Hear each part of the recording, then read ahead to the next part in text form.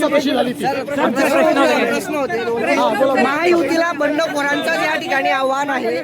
महायुतीत बंडखोरांचं आव्हान आहे, काय सांगा? तुम्हाला एक गोष्ट सांगतो, कोणीही बंडखोरांना त्या ठिकाणी निवडून देणार नाही.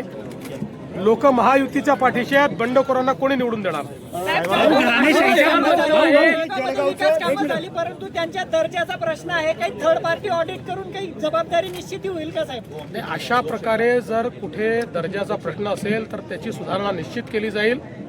पण केवळ आरोपाकरता आरोप असतील तर मात्र त्याच्याकडे लक्ष दिलं जाणार नाही. घराणेशाहीच्या विरोधात आपण पण इथं घराणेशाहीचं दिसून येते. अनेक उमेदवार जे आहेत त्या नेत्यांच्याच घरातले आहेत. असं आहे की महाराष्ट्रात भारतीय जनता पक्षाने एक पॉलिसी ठेवली होती.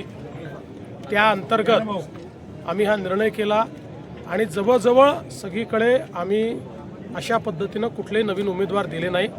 1-2 ठिकाणी अपवाद झाले, कारण त्या ठिकाणी फॉर्म भरून टाकले होते आणि मग दुसरा वेळेवर अल्टरनेट उमेदवार आम्हाला आणता आला नाही. असं केवळ 2च ठिकाणी घडलेलं आहे, बाकी ठिकाणी आम्ही हे केलेलं नाही. सिंगापूर होणार आहे, मात्र आपण जवळच्या शिरपूरची बरोबरी करू शकलो नाही. जळगाव शहरातील जी उपनगर आहेत त्यांची जी परिस्थिती आहे ती आजही जैसे थे आहे. मला एक सांगतो, मी सिंगापूर वगैरे कधी म्हणत नाही.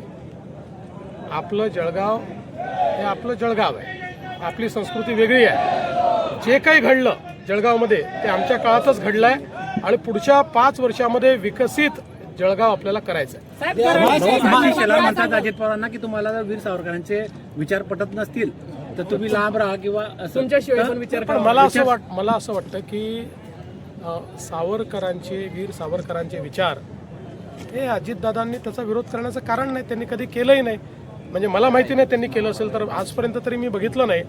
पण हे आमची भूमिका ही पक्की आहे की वीर सावरकरांचा विरोध हा आम्हाला मान्य नाही. उद्धव ठाकरेंना पक्ष सरेंडर केल्याचं दुरी म्हणतायत भाजपमध्ये गेल्यानंतर. असं आहे, आता ते त्या पक्षामध्ये होते त्यामुळे त्यांना त्या पक्षातलं जास्त माहिती आहे. ते शेवटी काही ना काही नाराजी असेल म्हणूनच आमच्याकडे आले की नाही. त्यामुळे ती जी त्यांची भावना आहे ती अनेक लोकांची भावना आहे. एक सांगतो, त्यांच्या युतीमध्ये सर्वात जास्त नुकसान हे राज ठाकरेंचं होणार. बिनविरोध निवडून आलेले आहेत. असं आहे की रवींद्र चव्हाणांनी त्या विधानावर स्पष्टीकरणही दिलेलं आहे, दिलगिरी व्यक्त केलेली आहे. त्यांनी हे स्पष्टपणे सांगितलं आहे की मी फक्त रेकॉर्डबद्दल बोलत होतो की नवीन रेकॉर्ड तयार करा. बाकी विलासरावांच्या बद्दल या महाराष्ट्रात पक्षविरहित सर्वांना आदर आहे. त्यामुळे विलासरावांच्या स्मृती कोणी पुसणार नाही, कोणी पुसू शकत नाही. आम्हाला सगळ्यांना आदर आहे.